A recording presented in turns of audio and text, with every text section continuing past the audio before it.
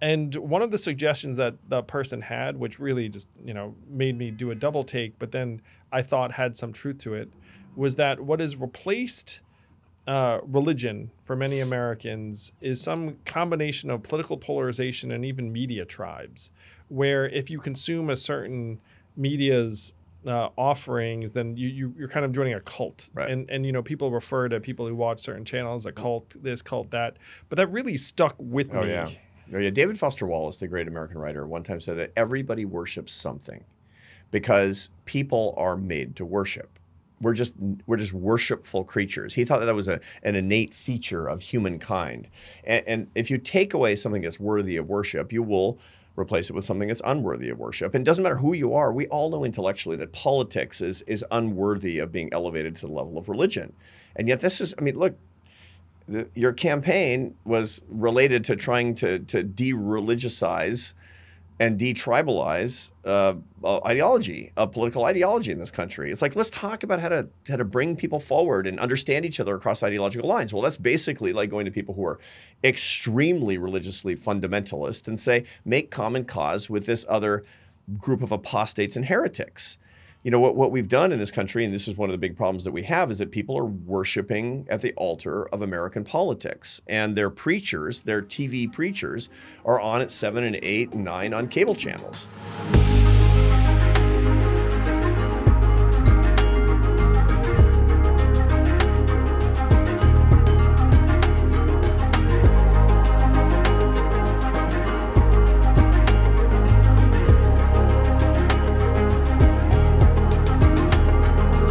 This week on Forward, the author of From Strength to Strength and columnist for The Atlantic on how to build a happy life, Arthur Brooks. I'm so pumped for this conversation. This week on Forward.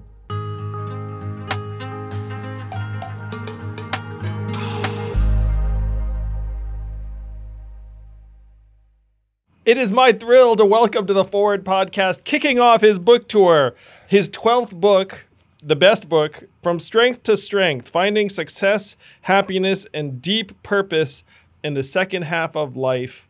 Arthur Brooks. Welcome, Arthur. Thank you, Andrew. What a delight to be with you, and congratulations on this great show. Thank you. Well, greater for your being here, and I'm super pumped. So people may know you from your incredibly popular column, The Atlantic, How to Build a Life. You're also a Harvard professor where you teach leadership and happiness. Is that right? At the Harvard Business School, yeah. Wow. So those two things I would say are in opposition to each other, but we'll come back to that. You also have your own podcast, How to Build a Happy Life, right. that people love. I will confess to you, and this is something you get all the time, I'm an avid consumer of your writings, of your work, because anything that makes you think that you might somehow be able to live a better life and be smarter about it, you do. So like I see your headlines in The Atlantic and I'm like, click, click. That's great. It makes me really happy to hear that. The prominence that you've had and the way you've been able to live your dreams and lift other people up through the power of ideas, good ideas that are supposed to bring people together. I couldn't be happier to hear that you're actually a consumer trying to use what I'm doing. And that's the point of the column, How to Build a Life in the Atlantic, or what I'm teaching at the Harvard Business School, for that matter, this book. When I retired as the CEO of a nonprofit think tank, and I thought to myself when I was 55 years old, and I didn't retire. I left the position after 10 years. I thought, what am I going to do with the rest of my life? And I meditated about it. I thought about it. I talked to people I really care about. And I talked to the Dalai Lama and asked him for his advice. Yeah, we all do that. And, anytime we're at a decision point, we just well, he doesn't actually have a cell phone. I had to go. Wait, no, you don't use a cell phone. You just close your eyes, concentrate, and reach out to him. or text him. And he said, lift people up and bring them together. And that's what I dedicated myself to doing. How do you do that? By talking about what people care about the most. And people want to be happier. People need to be happier. And to use intellect, to use ideas to bring love and happiness to other people's lives. What a joy to be able to do that. Yeah, and you access the wisdom of the ages and different cultures. It's awesome that people have experienced this since the beginning of time. And they might have something to say about it. So I was joking with Zach on the way in that reading this book kind of hit home for me because I'm 47. and you talk about how people's fluid intelligence may start to decline around that time. So I was joking with Zach that instead of From Strength to Strength, the book should have been called How to Decline Gracefully. Yeah. It's actually From Strength to Strength. That's actually from the 84th Psalm, and this is a blessing in Judaism to say Michael Ichael, which is to say, may you go from strength to strength.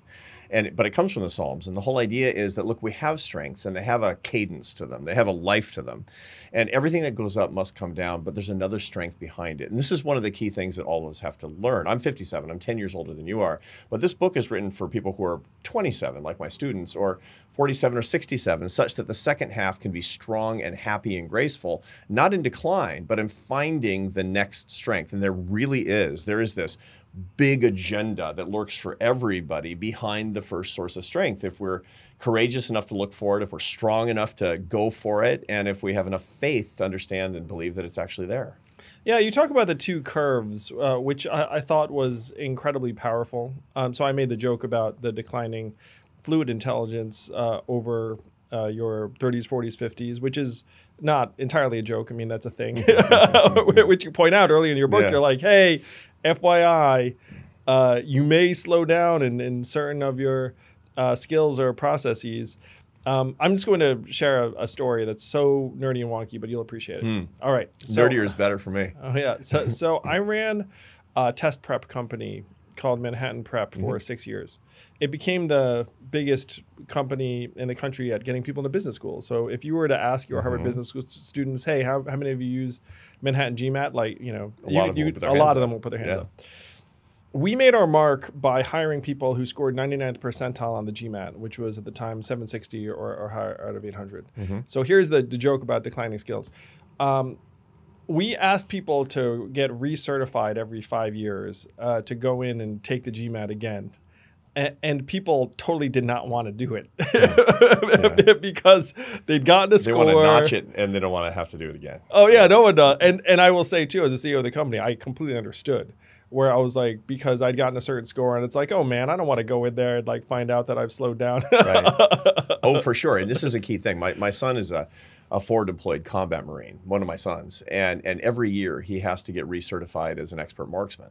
And the first time he ever did it, he scored, the top score. He was an expert. He scored expert.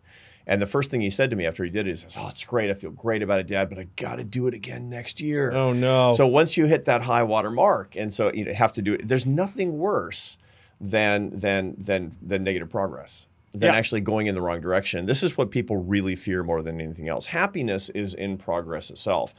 And here's the big curse that actually comes for the strivers. And the people who are watching your show are people many strivers among them. Strivers. I mean, they want to do the most. They want to take a big bite out of life. They are startup lives, not just startup businesses, because that's the essence of real entrepreneurship, is seeing your life as your ultimate enterprise. The problem is that the more you do, the more you strive, the more you achieve, the higher you go, the more you notice it when it's not there. Look, if you never do anything in your life, how are you going to know when you're not doing it anymore? But the higher you go, the further you fall is the whole point. Now, that's really hard on people. And one of the things that I found was that I always thought that if you made it, if you were Andrew Yang, then you could cruise. Then you'd be happy for the rest of your life. You'd be, when you're, 67 or 77, you'd be sitting there. I can always look back in that time I ran for president. I'm a successful entrepreneur. I had a great show. I mean, you're going to notch these things on sort of on the notches in the belt, and that's what you've got to look back on. But that's not the way it is at all. No, it's true. The strivers struggle more precisely because those things are in the rearview mirror, and they become kind of addicted to the success after success after success. So number one is we got to break the addiction, but number two is we have to find what the next kind of success can be, and that follows the structure of the brain. You're at a particular age, and when you're in your 30s, you're really in your prime. But you find that the what are you saying? I'm kidding. The horsepower that allows you to solve problems incredibly quickly, to do the analysis, to innovate, that slows down for everybody. But there's this that's the fluid intelligence. That's called fluid intelligence. This comes from the work of Raymond Cattell, a social psychologist in Britain in the late 60s and 70s. But he says that there's a second intelligence curve that increases when you're 47. That you're getting better and better at. That's your wisdom curve or your crystallized intelligence curve. And you can do things that you could never do before. And you can do them better, and they're actually more satisfying. If you jump onto that curve, you figure out what you're supposed to do with that curve, the world is your oyster, and it's not even going to decline all the way into old age. It is the promise of old age.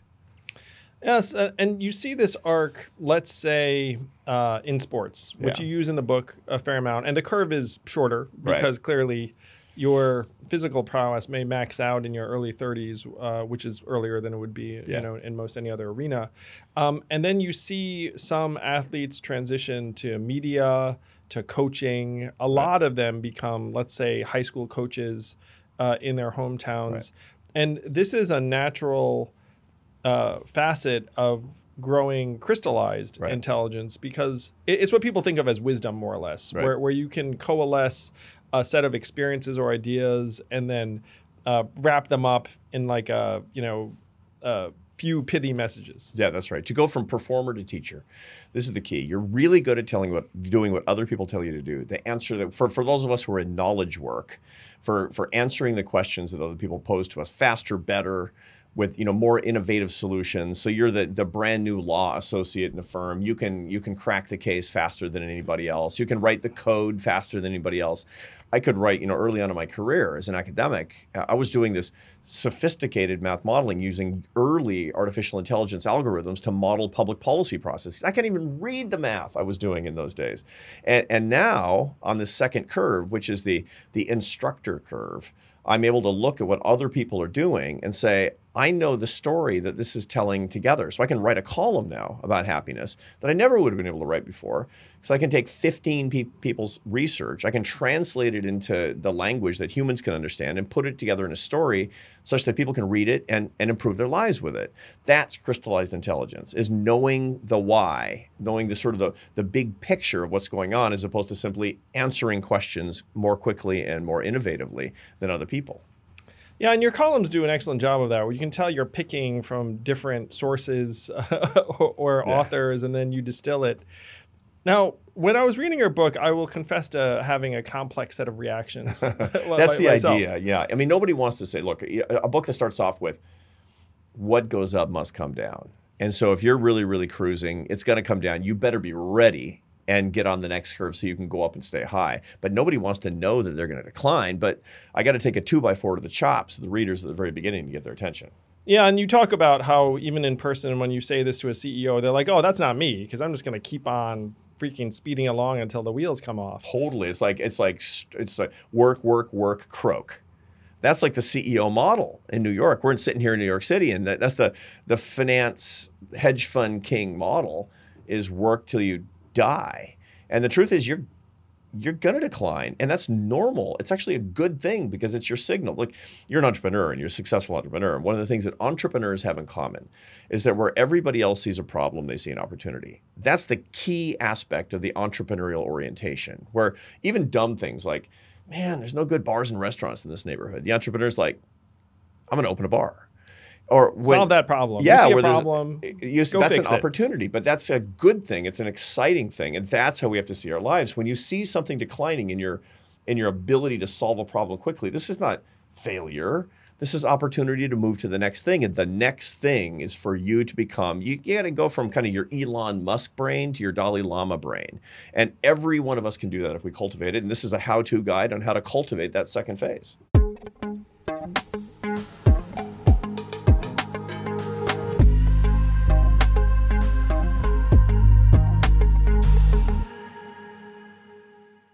If you know me, you know that I think that your data should be yours and not the big tech companies who just hoover it on up and they take and they take. And what do you get back in return? Agitation in many questions. But they also are selling your data and profiteering. And that's not the way you should be surfing the web or using the internet. I recommend using a virtual private network, and the VPN we recommend here at Forward is ExpressVPN. It's the #1 rated VPN provider. Huge firms use it. I use it. You should use it. Visit expressvpn.com/yang to get 3 months free on a 1-year package. That's EXPRESSVPN.com. surf.com/yang to learn more. You'll be glad you did. You can just surf anonymously. Know that the tech companies can't keep track of you. What is peace of mind worth? It'll just make you sleep easier, surf easier, and know that no one's keeping track of you because you're beaming in through some server in some far off place that is completely anonymous. ExpressVPN.com.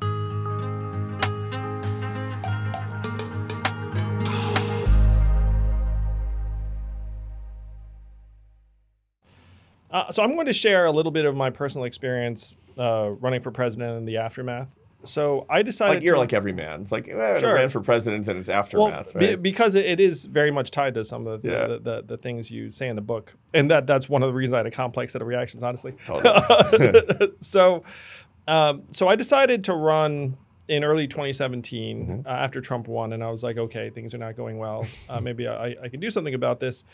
And then declare in 2018. And I become completely single-minded for the next 2+ years, right, where I joke with people that I had two goals: one, accelerate the end of poverty in America, and stay married. And those are my two goals, my twin North Stars.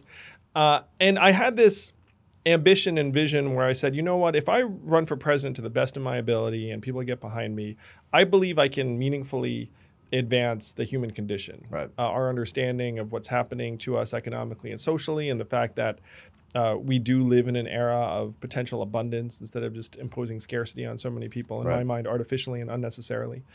So the campaign ends.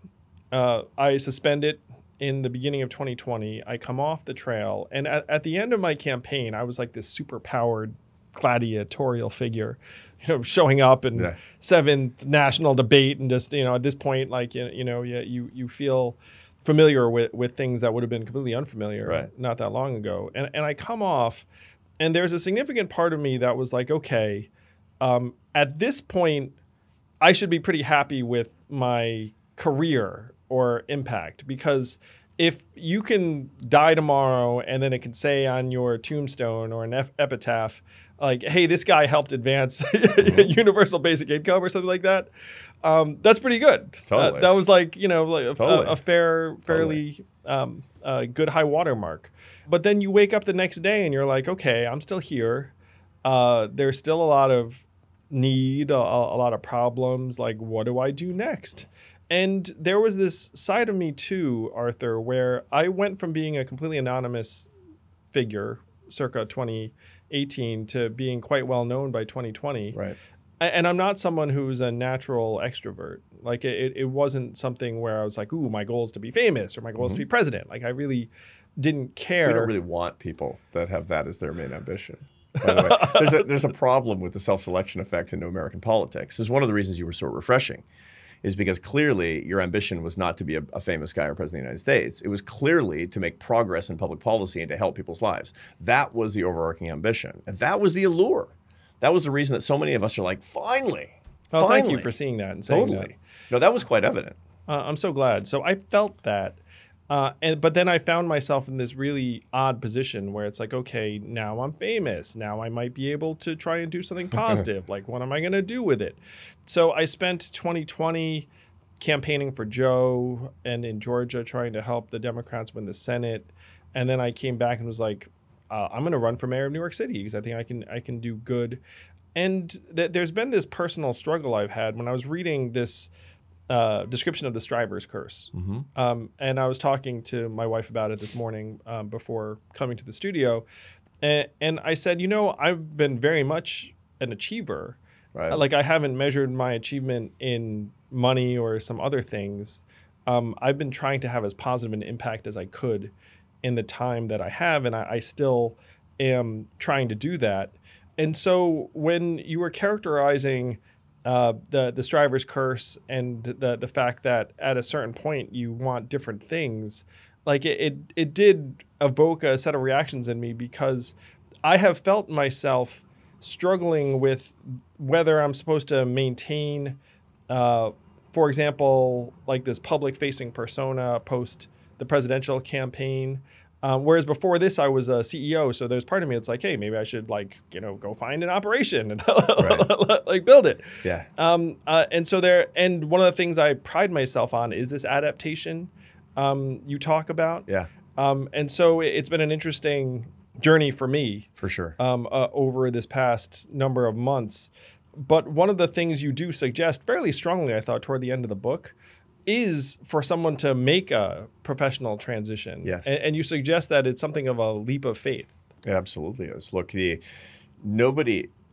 no guarantee that the next thing you're going to do is going to be successful. There was no guarantee it was going to be successful being president of the United States, your run for president of the United States. Yeah, completely. Well, except that it wound up being very successful. Because what's the point? Look, if you're an idea person that's trying to change the agenda, then winning a presidential campaign, the odds are very low of that. But a presidential campaign per se is a huge megaphone to get ideas into the public sphere. You were a missionary. Now, I've had a lot of missionaries on both sides of my family. And the weird thing is that they get constant rejection and they always lose, and yet they're happy. The reason they're happy, I like that equation. No, I mean, it's like, words that no human has ever uttered before are, oh, good, there's missionaries on the porch. I mean, nobody has ever said those words, right? I mean, they're constantly getting the door slammed in their face. But they're filled with joy because they're bringing light where there's darkness. They're bringing what they believe to be truth where there is falsehood or where there is ignorance. And this is the point of what you were trying to do. You took the public spotlight. You said, this is a blessing to be in the public spotlight, notwithstanding what actually happens in the Democratic primary. I'm going to try to help solve these problems by injecting the ideas to solve these problems. That doesn't have to stop with a presidential campaign stopping. And indeed it didn't, because you were still very well known on the campaign trail and then running for mayor and now doing the show. This is a kind of a moving feast of ideas. You're trying to onboard these particular ideas. And this is what we need to do. Look, we all have a moral mission. We all have a reason for existing to lift people up and bring them together in our own way. And when the first set of skills, that we actually were gifted, we use them to the max. And when those things are not the right gifts, we have to look for new gifts, for new opportunities. The point is not winning a particular race. The point is actually advancing the cause of progress, whatever that happens to mean for each of our lives. And at the beginning, that might be innovation, which it was for you as an entrepreneur. Later on, it might be teaching, which actually it was for you as a presidential candidate. I watched your speeches. You're a professor. You were saying, here's these ideas. I was joking with you when you came in that being an academic is a family business. Yeah. My brother, my father, my uncle, my grandfather, all PhDs and professors. Yeah. So I've always been kind of the commercially oriented educational runt of the litter. Yeah. That's like, Andrew got really, really rich, but, he doesn't have a PhD. So I don't know where we went wrong. Or when I was a little kid, I would ask boys in school or girls in school, whomever, like, what is your dad's PhD in? Yeah. Because my dad had a PhD, so I imagined everyone's dad had a PhD. Of course, the lesson I learned was that was not the right question to ask it. You learned that pretty quickly because then a PH what? Yeah. So that's right. So I think, and each person watching us, by the way, all the strivers watching us, they're watching your show because they think it's interesting and you have guests that have something to say and they're interested in you and they're interested in the gestalt of this, which is a very kind of ideas-oriented progress culture. They have to understand that their life is a vehicle. Their life is a platform for creating value. The way you're going to create value is not going to stay the same all the way through your life because your abilities are going to change, but your dedication to progress and value shouldn't. So go with the flow, man. That's basically what I'm saying. You're going to get better and better and better, and then things are going to get harder on the first curve. The second curve, where you actually become the sage, where you actually become the professor, whatever that means, as a mentor, as a teacher, as a helper, as somebody who's actually going. There's also the entrepreneur's curve. We talked about athletes. It's very, very analogous. Yeah. So the entrepreneurs, the founder, CEO, which, by the way, is an incredible grind. Oh, totally. It's like 16-hour days. I mean, it's crazy. Yeah. You just have to, I joke that it's a bit like parenting, where your business is like a set of grenades and you just like jump on the grenade all day and then you get up and then like, oh, there's another one. Yeah. You jump on that. Child rearing, similar. So when you're the founder and CEO, you're just jumping on grenades all the time and working your tail off. And then maybe you do that twice, maybe 3 times. And then if you have some success, and you're very fortunate and you have a lot of excellent people around you, you end up being an investor Right. or an advisor. And I had a call last week with a friend who resembles this, where he's a serial entrepreneur and an inventor. And then he said, I've gone to the dark side. I've become a venture capitalist, Right. which is what happens when you're not going to be the founder operator. And so then you wind up advising a bunch of younger yous. Yeah, I mean, what you have is pattern recognition at that point. What older people have, crystallized intelligence is about pattern recognition. You're able to see what's going on. You have a sixth sense about what's going on because you have a ton of data and you're able to describe what's happening. That's the reason that older people are better at building teams. They're better at directing other people. They're better at teaching other people what they ought to be looking out for. So somebody who's older is going to be better in VC, and somebody who's younger is better at being an operator of an entrepreneurial firm. And we all have kind of the equivalent of that, whether we're doing data entry or whatever it happens to be. You could be a hot analytic lawyer early on and a managing partner later on. But the key thing is to remember that your skills are going to change, and you shouldn't fear it. You should embrace it. It's a different axis or Exactly right. a different and curve. we need to be preparing for that. You know, when people who are 25 or 35 who are watching us, and a lot of your audience, of course, is of different ages, and young people saying, well, that's way off for me. Well, you got to do the groundwork now to get ready to be creating value all the way over the course of your life and to be comfortable with the change that's going to be happening in each one of us. And there's a whole bunch of things to do. And so this is basically a 10-step game plan. And I wrote it for me, by the way. I didn't intend to publish this. It was very book. personal, and it was clearly something that you were digging through yourself. Yeah. I mean, I stepped down as a CEO because I did the research for this. This is me search, not research. And I was in the middle of my career as an executive that it was going great. I mean, I was working 80-hour weeks. You can tell us the truth, Arthur. There was a skeleton that was about. No, I'm kidding. I had a scandal was about to blow up. This was a negotiated settlement. No, and it was going really well in his face, but I could see, I was looking at other people that were in the job. You wanted to be like Jordan and go out on top, man, and then come back. And it was interesting because looking at it, I knew that I had more value to create, but I knew that my skills were going to change on the basis of this research. When you're a social scientist and you actually ate your own cooking, man. It seems kinda. rare. I was more like taking out my own appendix. It was, this was an 8-year research project so that I could create a strategic plan for my happiness for the rest of my life, which I started when I was 48 years old. Wow. And I did the research, and I was halfway through the research, and I decided I needed to leave my job. Wow. I quit my job because of my own research, and I went back to academia. I quit my political party because of my own research. but continue. Did you quit your political party? Yeah. You're not a Democrat. No. You're an independent. Yeah. Me too. Oh, wow. Look at that. Yeah. So I've been an independent before it was cool. You definitely Yeah, it was a long it was time. cool. I've been 15 years. I've been an independent. Yeah, and the think tank you ran was, I'd consider it centrist independent. Yeah, very independent, very free, enterprise oriented. I ran the American Enterprise Oh, Institute. wait, someone here is going to yell at me and be like, they're not. Of course, because this is a polarized time. There are people going to yell at me because I love Andrew Yang. But, look, the truth of the matter is you got to find truth where it exists. And you have to make common cause with people who share your values. I believe in progress. You believe in progress. Yep. I believe there's a better future ahead of us. I believe the world is better than it used to be, but it can be better still. And, that kind of optimism and hope may not be hip right now, but that's the future. That's the only future we've got if we're going to have a future that's worth anything. You're a very, very consistent source of uplift, man. I mean, it's fun. I think you and I might share that in common too, because I do have some feeling that other people are looking to me to be upbeat and stay upbeat, which, and this is one of the things I was going to joke with you about is let's say you go into someone's office and they're a personal trainer. They better be in good shape. You know what I mean? Totally. No, it's absolutely true because, and part of it is, it's okay if you're not there yet, but you have to be on the path. Yeah. This is the important thing. It's okay to not be perfect. If you're a therapist, it's okay if you're neurotic, but you have to be working to get better. You don't want a marriage counselor who's cheating on his wife. That's not what you want because that shows somebody's hypocritical and actually doesn't believe what they're saying. But in your case, you would need to be at least marginally upbeat for me to buy that you should be talking about how to be happy. Yeah, and the change that I made when I stepped down as an executive, when I stepped down from a chief executive job, that required huge amounts of fluid intelligence and went to a pure crystallized intelligence career. So what I'm doing now is I'm sharing ideas.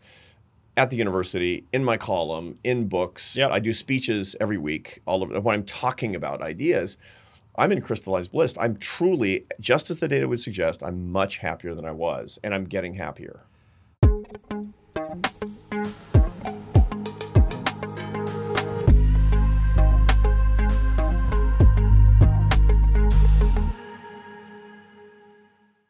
It's the winter time. It's kind of gray out there. Unless you are a very bizarre soul, you might be feeling a little bit down. And sometimes when you're down, you know it's going to pass, but sometimes you should really talk to someone.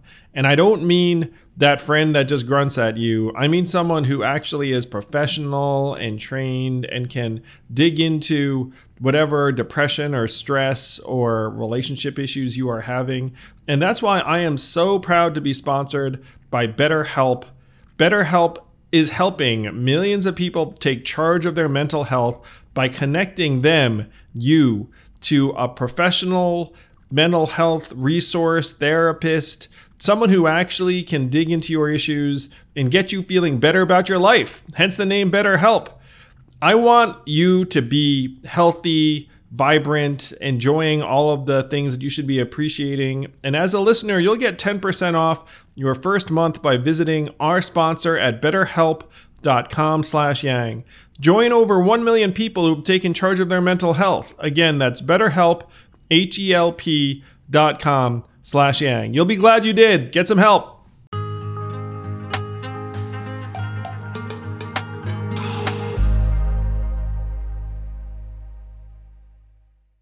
So you made this relatively dramatic career shift, and it sounds like that there were some real uncertainties and some difficulties making the transition. Yeah, well, I've actually had 4 distinct careers. I've radically changed. I mean, early on, I was a classical musician. So I left college at 19 at the request of the college. I was invited. You got kicked out? Why? Well, it turns out that I was playing that French horn too loud. Yeah, I didn't exactly get kicked out. It was a negotiated settlement. I had dropped all my required classes and was taking North Indian classical drumming and Indonesian dance instead, which sticklers.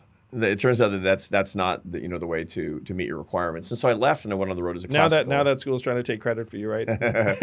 My guess is that my records have been expunged at this point. But I was playing the French horn in chamber music and then in the Barcelona Symphony for a bunch of years. And so that's all I wanted to do. Talk about a career that will run its course. Yeah. If you look at a professional dancer or a professional musician, I mean, a lot of that declines. Some classical musicians can go on a lot longer, but you find that the best, usually the prime for classical musicians is mid-30s, is what we find, just because it uses fine motor skills. I peaked at 22, and I don't know why. And it was a real source of heartache for me that at 22 I was doing my best playing, and I just wasn't playing as well after that. And things that had been easy became hard, and it was weird because I had more experience and I was practicing. You're such a veteran curve hopper. So totally, yeah. So I hopped curves at 31. I left. I did my bachelor's degree by distance learning. Finished that a month before my 30th birthday, and then went to graduate school, started my PhD, and did that when I finished that in my mid-30s, and then became an academic. So listening to this, you think it's too late to go get your degree, do something different? I mean, Arthur would say different. Do it. I mean, I've taken my career not literally, because this is a metaphor. Metaphorically taken my career down to the studs 4 times. Wow. From classical musician to economist to CEO, and now as running this happiness enterprise.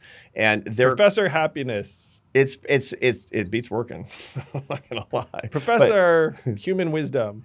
It's really fun and good, and it's the right thing at the right time. And each person watching us, we genuinely badly needed a professor of human wisdom. Truly, I feel like you actually filled this massive need. It's so fun. It's so great. I couldn't have done it when I was 35 is the whole point. But then, of course, there's the natural fear that people have, the natural tendency that people have to regret stopping doing something that they're already really good at because it feels like you're squandering the capital that you've built up. Totally. This is, I'm going to share this with people, make people feel, but it's, So I started on social media because I was running for president. Right. You can look it up. It's like, but before I ran for president, I was not there. 6,000 followers. Yeah, whatever. Yeah. And then now, I have several million across platforms. Yeah. And so you cannot look at that and be like, well, let's just, stop or whatever. Yeah. Meanwhile, I'm friends with Dave Chappelle. Uh-huh. And the man is not on any social media. And you sit there talking to him, you're looking at him. He is, in my opinion, also a very, very wise human like you. But I felt like his wisdom was in part because he just managed to freaking skip the entire social media thing. Some people can do that. And right now it's actually hard to do that because the communication mechanisms, they don't require that, but that's one of the ways that people ordinarily reach the public. Yes, like no one would advise some aspiring entertainer, like, hey, eschew social media. But, that's something that might be good advice, honestly. Well, will you be happier? Absolutely. I mean, the data are abundantly clear that at very least turn off your notifications. If you're in the public eye at all and people are following you, you should not be looking at your notifications because it's an anonymous zone of polarization and hatred. I mean, social media is a contempt machine. It's a real problem. And so if you're going to use it like a tool. Don't be, looking at the tool over and over again and obsessing on the tool over and over and over again. I mean, the way that you can get into a celebrity's head is tweet about them, and that that famous celebrity's got 3 million followers is probably reading your tweet on her couch.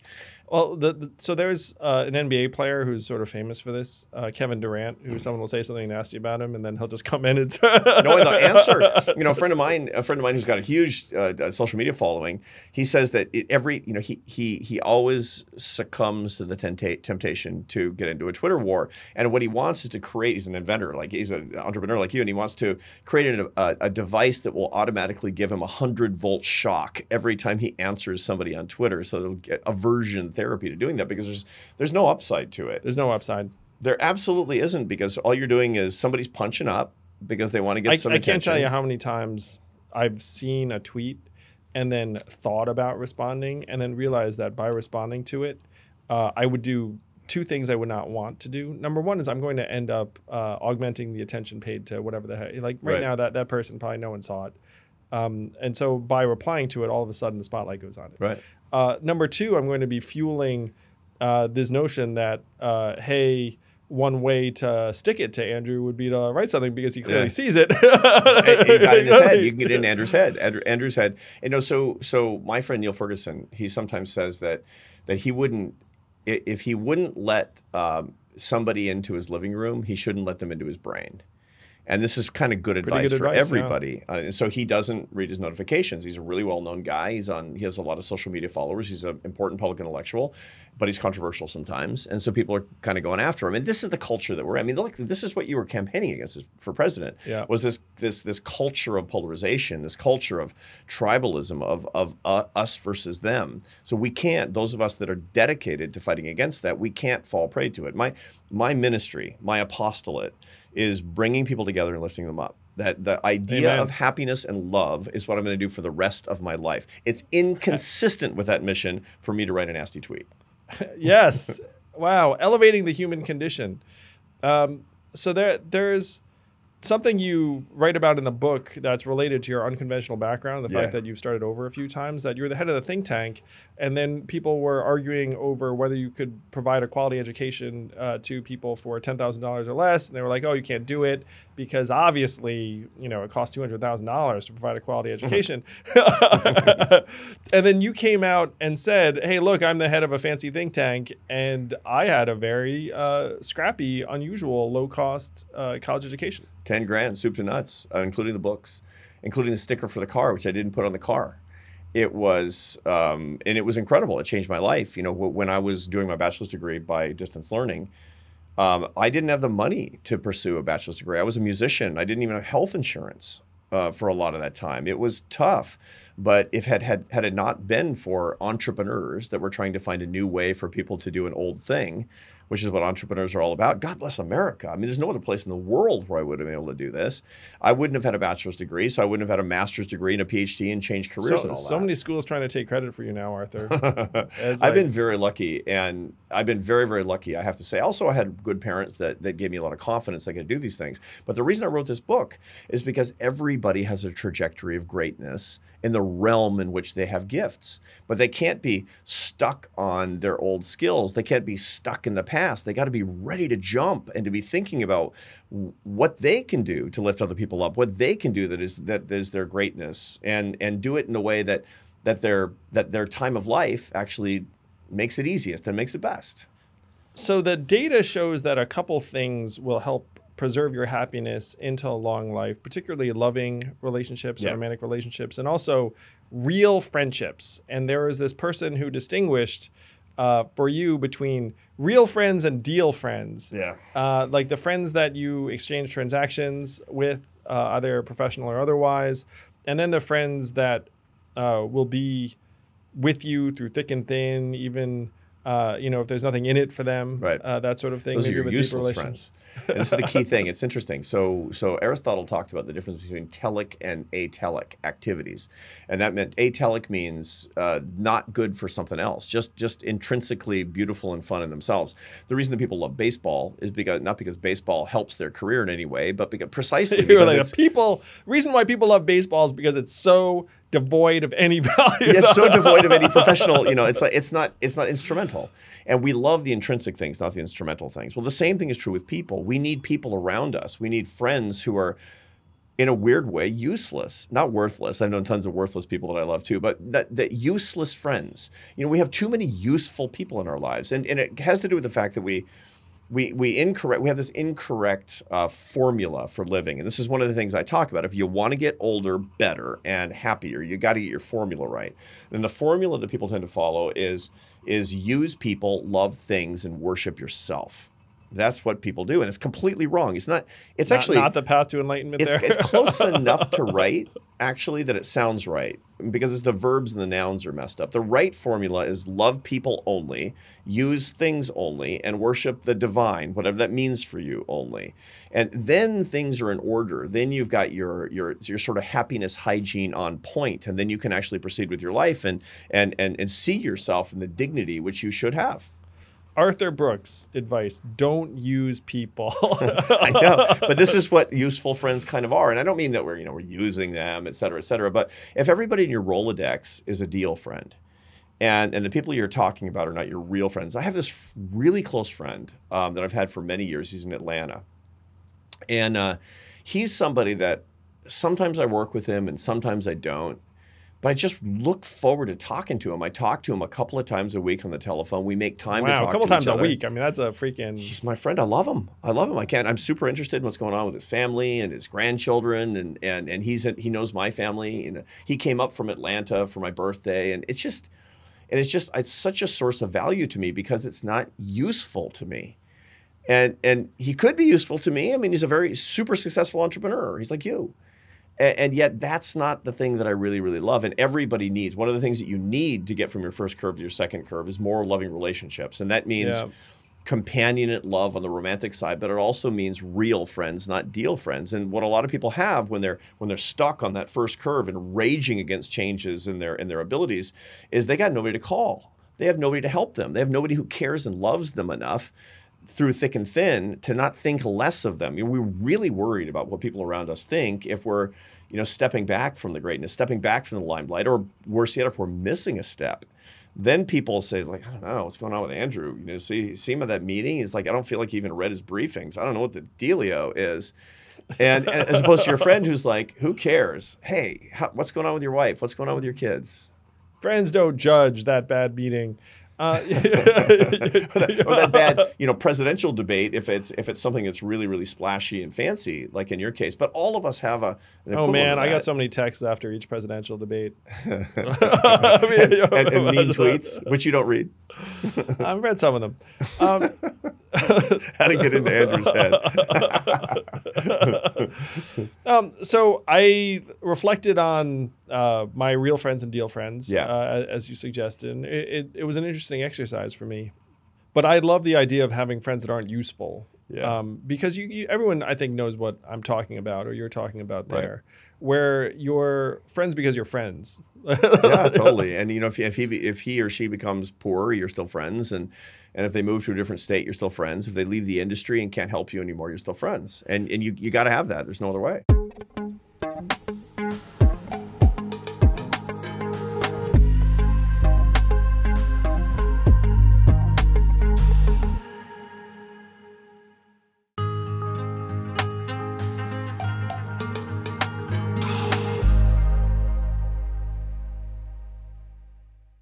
I have a habit that I'd like to share that Yeah. I think is a good one. When a friend has a set, and this is going to be, this is a relatively recent development because I've become a public figure. And so I know other public figures. But whenever anyone's going through something shitty and I find out about it, I just send them a private message being like, hey, keep your head up. It's going to be fine. Like, da-da-da-da. Because I just know that they feel like all this stuff coming at them. And I just want them to remember that it's nonsense. For sure. You know why that's a really good thing? It's one of the things I teach in my class at Harvard, that we have a tendency to think that the bad feelings that we get that are provoked by a bad event, that is permanent. Because that's the way our mind wants us. If a tiger's chasing you, you want in that moment to think that tiger's going to be chasing me forever.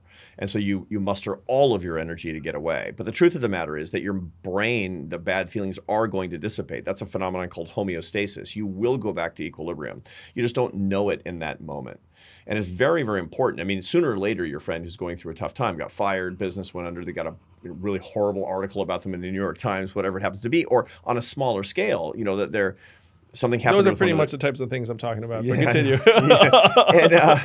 And so they're going to feel better. But when Andrew writes a text saying it's going to be okay, keep your head up, trust me, this is a 1 week story. Yeah. What you've done is you've accelerated the homeostasis of those bad feelings for that person. You can literally help somebody's basic negative emotions to dissipate. You can affect the neural circuitry of your friend by simply sending a text saying, "Trust me, this is a 1 week story." So I'm going to confess something else. This is a little bit of insight into the life of someone who's in the public eye. So occasionally I receive those messages from friends being like, hey, it's going to be fine. And then my reaction's actually mixed because I'm like, oh shit, I guess they saw that, like, I guess it must have been really bad. Yeah, exactly. Like, I guess they saw that freaking thing that I was like, yeah, no one's going to see that. Yeah. And then you get a bunch of texts. You're like, oh, I guess people did see that. Yeah. So when I send these texts, it's from something objectively like I could not have missed. Yeah, no, for sure. It's interesting that that actually happened to me when I was first the CEO in Washington, running this think tank at the center of political controversy. And I handled something publicly really wrong. And I just got barbecued in the Washington Post and, a bunch of, I just didn't handle it very well. And I was feeling horrible. Like, this is going to dog me forever. Yeah, catastrophized, which is a real cognitive problem that people do. Something goes wrong, you're like, this is going to be horrible forever. I thought this is going to dog me for my whole career. This is it. I failed as a CEO. It's going to be on your tombstone, man. It's going to be written on my tombstone. Screwed up, human resource issues or, whatever it is. And my neighbor across the street was this grizzled Washington veteran. I lived in Bethesda at the time. And this guy had been through the wars 100 times. And he says, I saw in the paper. And I'm like, oh, you saw in the paper. And he says, I deal with crises all the time. On a scale of 0 to 10 in severity, this is a 0.025. Wow, that's so nice to hear. And it was, at first I thought, this SOB is minimizing my pain. And then I thought, no, actually, he's quite objectively, he's assessing the severity of this problem. And he helped me get back on, homeostatically, getting back to a kind of an emotional equilibrium.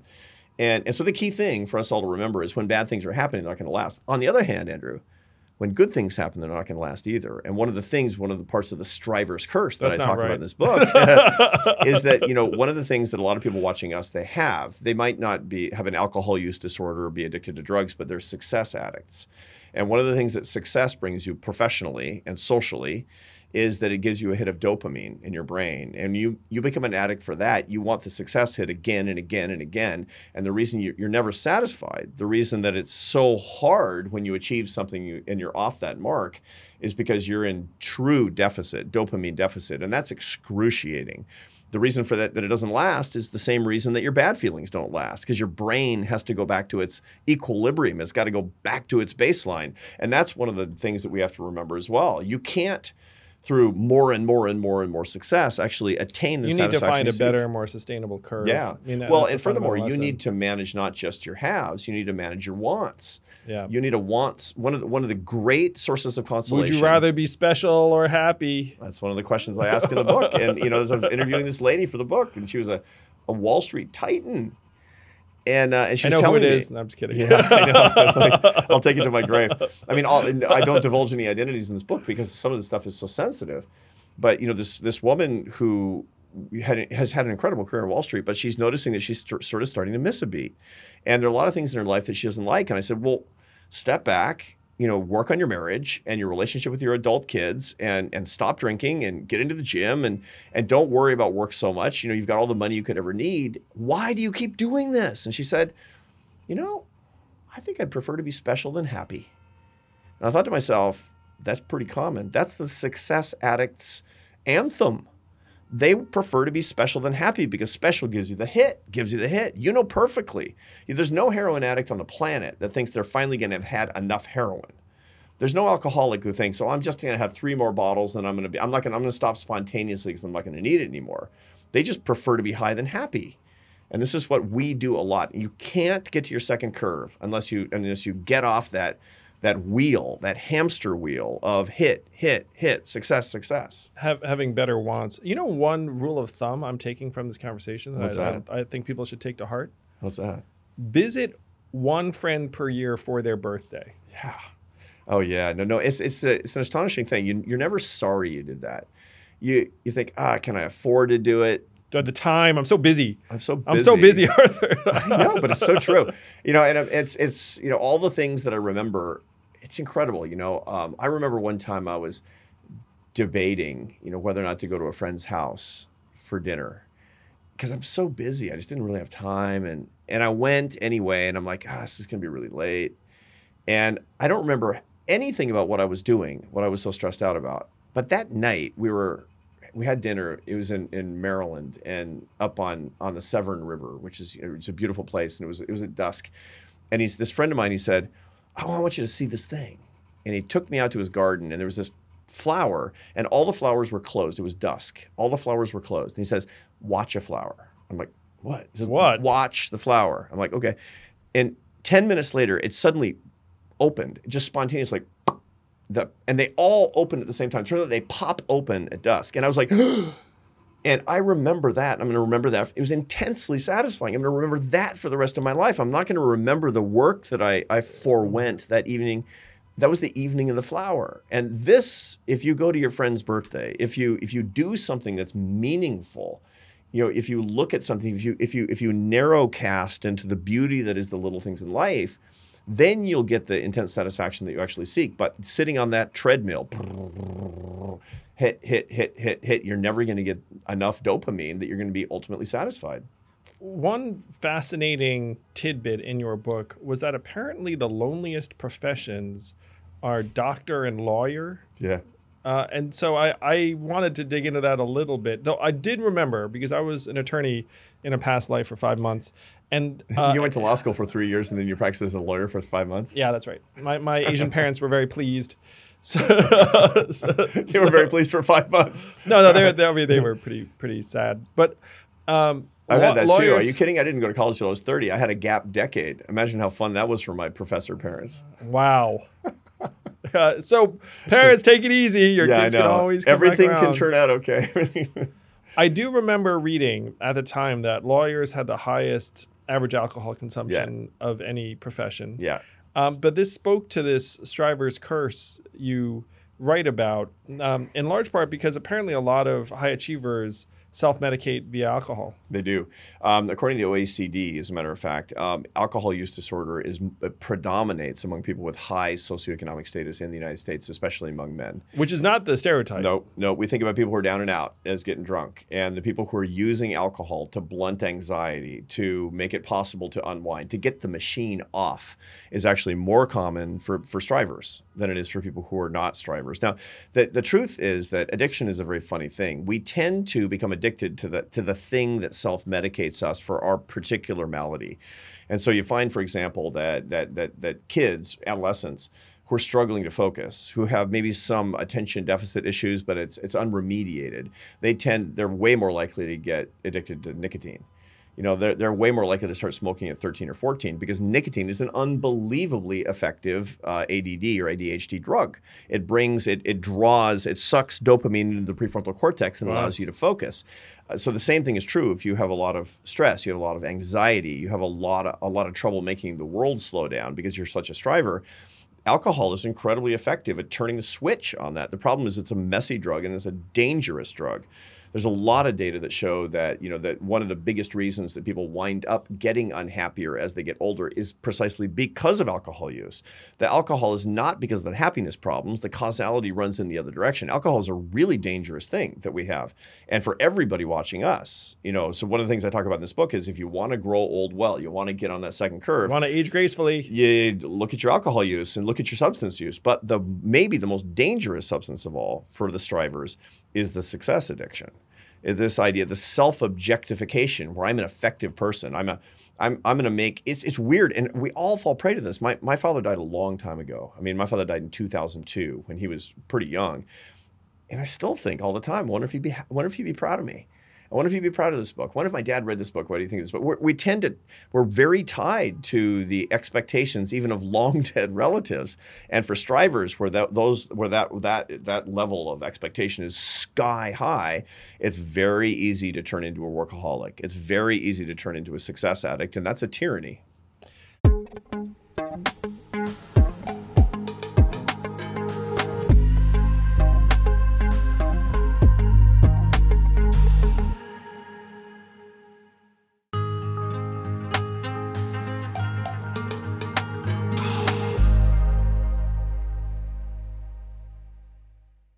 I will say I somehow liberated myself from the parental expectation thing some time ago, because check it out. So I leave the legal field. They're very sad. And then they just lie and tell my friends I'm a lawyer for a number of years afterwards. You're still a lawyer, technically. You passed the bar. This is true. So then I'm a part of some failed startups. Then I become CEO of an education company. Eventually I decided to run for president. My parents are completely negative on that decision when I tell them. A disreputable decision to be a politician? And now, just a sidebar, I go around trying to encourage people from traditionally apolitical backgrounds to get more involved, including Asian Americans. And I tell them all the time, it's like, look, I get it. I grew up in a household where my parents never talked about American politics, did not get the message. They're immigrants, right? Yeah, they're immigrants. From? Taiwan. From Taiwan. And originally from the mainland? No, they actually grew up in Taiwan, which is unusual. Most of them are they go green mainland. or blue? Are they the Kuomintang? No, they were just hanging out on farms. Okay, so from southern Taiwan, probably, right? My father's from southern Taiwan. He's from like a farm near a pond, and then my mother. So they're grew up in deep Taiwan. They're deep Taiwan. Yeah. So never heard a word about American politics in the household. Never got any messages being like, oh, you're going to do this thing. I tell them, hey, I'm going to run for president circa 2017, which you can imagine 2017, that's a pretty far out statement because their son, it's like, well, he's done some things, but whatever. Yeah. It's a dangerous business to get your status from the achievements of your kids. And I understand it. I mean, I'm very proud of your kids. Really proud of my kids. I mean, they're doing good things and they're it's very Asian, by the way, but continue. Actually, one of my kids is Fujianese. She's the one who's in some ways most like me. Oh. And adopted? Yeah, adopted from an orphanage in Fuzhou, as a matter of fact. She's wonderful. She after COVID made a run for the border, and now she's doing college in Spain. Wow. Her mother's Spanish, and so she speaks Spanish. But she's like, no, it's like I'm a life entrepreneur. So this and I have one who graduated from Princeton, did really well, and he's now teaching math, which is his vocation, is to bring the beauty of mathematics to young people. And I have another son who's a Marine. I mean, they're all just kicking butt. But if I actually think about getting my own status from the achievements, from the considerable achievements, from the efforts of my kids, it's very easy for me because they want my pride. They care what I think about them, for sure. It's very easy for them to get stuck on their first curve, to not be able to try new things, to be afraid of failing. one of the best ways that you can inculcate a fear of failure in your own kids is to tell them, I'm so proud of you. I'm so proud of the thing that you're doing, because then they think, okay, so if I I don't got to do keep this, doing this to they preserve won't be it. proud Wow. because they're if You I'm heard that proud here, of my- parents? Don't tell your kids you're proud of them. You got to be careful with that. It's to say, for one of the things is to be proud of the right thing, not to say I'm proud of your achievements, to say I'm proud of you. I'm proud of your character. Maybe say it to them after they fail, because then it'd be like, well, you tried and failed. It'd be like, Yeah. oh, good, keep doing that. Yeah. And for sure, particularly if they failed meritoriously. Yes. If they failed because they didn't work hard enough, or they were lazy, or they cheated, then that's not so. I'm really proud of that failed bank robbery, son. I mean, that's obviously not the way to go. But there's, thinking about the things that we're talking about in this book and about this conversation, you can deflect those things onto your kids in pretty destructive ways as well. Yeah, I'm working on that as a dad. My kids are younger than yours, and so Yeah. I have no idea if they're going to turn out okay, honestly. Some tells me, Andrew, that they're going to be fine. I don't know. Well, they're going to go through things. It's interesting, one of the reasons that people tend to get unhappier, slightly unhappier through their 40s and until their early 50s. Is it these darn kids? Yeah. And so the kids bring adolescent kids bring lots and lots of meaning, but not a whole lot of enjoyment. Some are different, but boy, it was tough. It was tricky when my kids were adolescents, to be sure. And good news, it generally speaking turns out okay. I believe. So one of the most powerful messages in your book was that people end up often seeking a different relationship with religion or spirituality or faith as they get older. And it's possible I just didn't know this. That I was like, do people become more religious as they age across the board as like a general trend? That's from the book. I got the sense that they was do. the case. They do, generally speaking. And the empirical regularity is, if you are from a religious household, you'll generally speak. Some people will maintain an enormous amount of religious intensity over the course of their lives. And they'll go from kid faith to grown-up faith relatively seamlessly. But a very common pattern is that there's a lot of questioning in the late teen years, especially in the 20s. And then usually in the late 30s to early 40s, people realize, life is really messy, and not everything falls in particular buckets. And so I can't really reject the existence of God, for example, because there's pain in the world. There's lots of contradictions in the world that I can't understand, that I can't resolve. And I feel a sense of the transcendent. I feel a sense of the metaphysical. And they go on a faith journey as a result of that, either with their traditional faith or a new faith that they're trying to experience, or even a non-religious spirituality, or even just a philosophy or wisdom tradition. There's a pull, generally speaking, to zoom out and to find these cosmic verities. People really want in their 40s and 50s in particular to understand the why of life. And the why of life is simply not going to come by spending an extra 10 hours a week at work. It turns out that's not going to wait. I've got the source of meaning, Arthur. I've got it. TikTok. Buying more stuff on Amazon. It's like, no, that's not going to, getting a boat. That's not it. And yet people kind of act like it is, but they yearn for something else. So one of the things I talk about, you want to get on your second curve. If you want to go from innovation to wisdom, then one of the things that you need is a more of a cosmic sense of the why of life. And a spiritual journey is the way to go. It's such an adventure. And by the way, it gives you so much peace because it encourages you to stop focusing on me, my stuff, my job, my car, my money, my future. It's like, the Dalai Lama, I mentioned him a bunch of times in the book because I've been working with him pretty closely for the past 10 years. You're just name checking. No, I'm kidding. Yeah. He blurbed the book, But if you notice, it's the calmest blurb ever. It's like Arthur Brooks has written a book about how we age and change, because it's how a Tibetan Buddhist would blurb a book, I think. Yes. And but he wrote it then. It wasn't the staff. No, it was His Holiness. It's in Tibetan. It's extraordinary, the way that he talks about the importance of a spiritual journey is to basically say, you need the peace of understanding you are one of 7 billion and what that means. So contemplate that for a second. That doesn't mean you're an ant or you're insignificant. It means that there are 7 billion sisters and brothers, that we are part of a cosmic whole, bound together, obliged and privileged to be bound together in love. what does that mean? Well, you can't just know what that means intellectually. There's a spiritual connection there that's all about. And you can't get that unless you actually do the work. And the work is intensely pleasurable and satisfying. No, I thought that your lesson there reminded me of something someone else said. I'm just going to throw this out, and you can react to it. Said that religion has been lost for many Americans, that religiosity's gone down, church attendance, like a bunch of... They're called the nones, N-O-N-E-S, who classify as having no religion. It was 1% the year I was born, and it's about 34% of Americans today. So there's an attendant loss of meaning, community, structure, purpose, fulfillment, and then people are kind of grasping for something to replace it. Yeah. And what they're landing on, not that great a lot of the time. Right. It turns out that there was a lot of wisdom and truth and divinity in traditional religious communities and traditions. Right. And one of the suggestions that the person had, which really just, made me do a double take, but then I thought had some truth to it, was that what has replaced religion for many Americans is some combination of political polarization and even media tribes, where if you consume a certain media's offerings, then you're kind of joining a cult. Right. And people refer to people who watch certain channels a cult, this, cult, that. But that really stuck with me. Yeah. Oh, yeah. David Foster Wallace, the great American writer, one time said that everybody worships something because people are made to worship. We're just worshipful creatures. He thought that was an innate feature of humankind.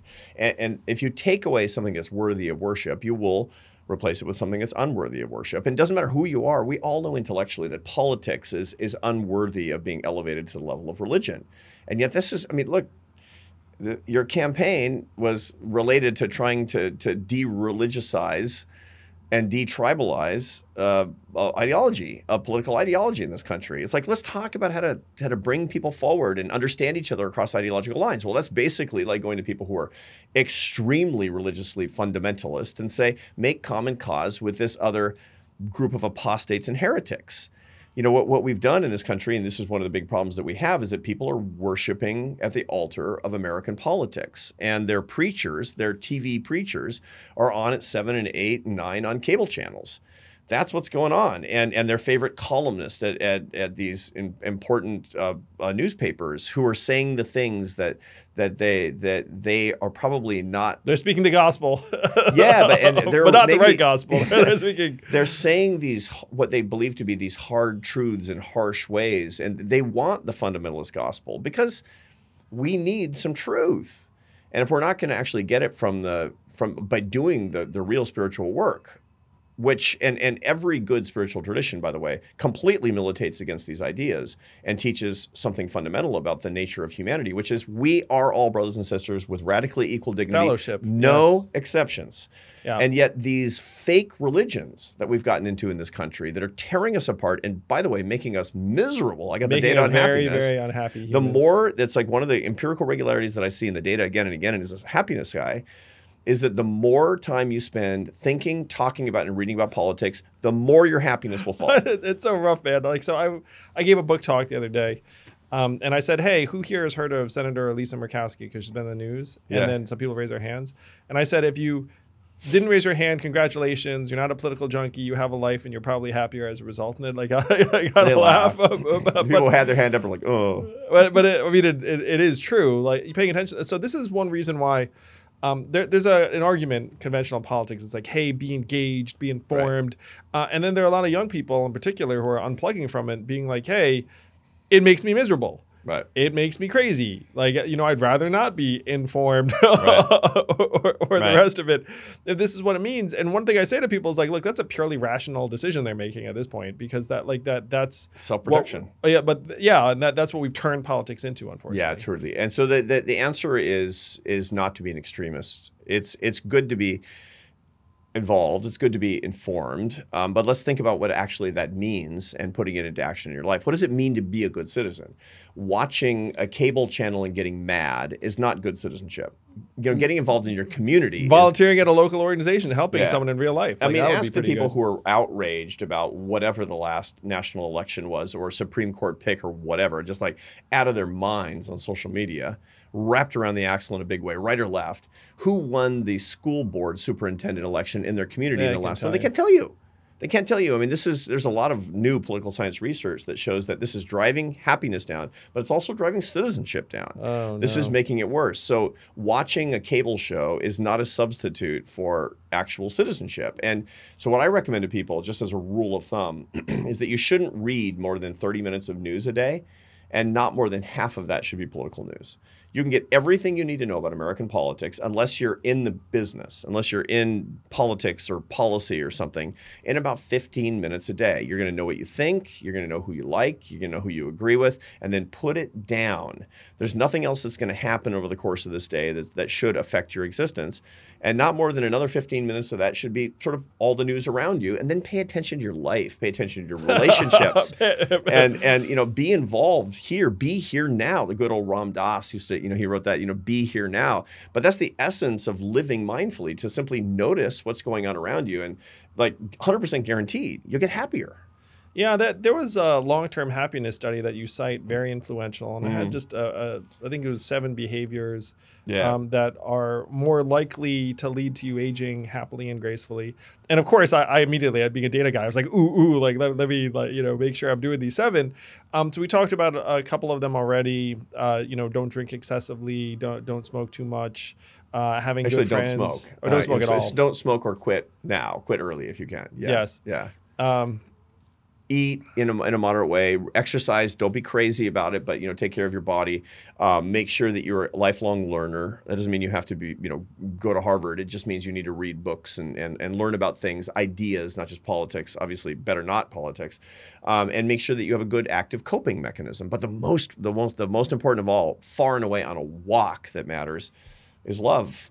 Is friendship, Love, real and friendship. companionate love with your partner if you have a romantic relationship, and failing that, very close friendships, staying close to your nuclear family. I mean, tending the garden is really important. I mean, there's this famous scene at the end of Voltaire's famous novel Candide. And at the end, they go through all these adventures in life, and it's a metaphor for all the, the terrible things that happen in life, and is one thing after another. They're attacked and kidnapped by pirates, and one of them gets his buttock amputated. It's horrible. And at the end, they call him only it's like running for president anyway. So, and at the end, more like running for mayor. But continue. New York, man, you chose New York. You should have chosen Tacoma, Washington. So, at the end of the novel, they're kind of summing up life, and the main character said the last line of the book is, "We just need to tend our garden." That's it. We need to tend our garden. Now, what does that mean? Does that mean cut yourself off from existence? No.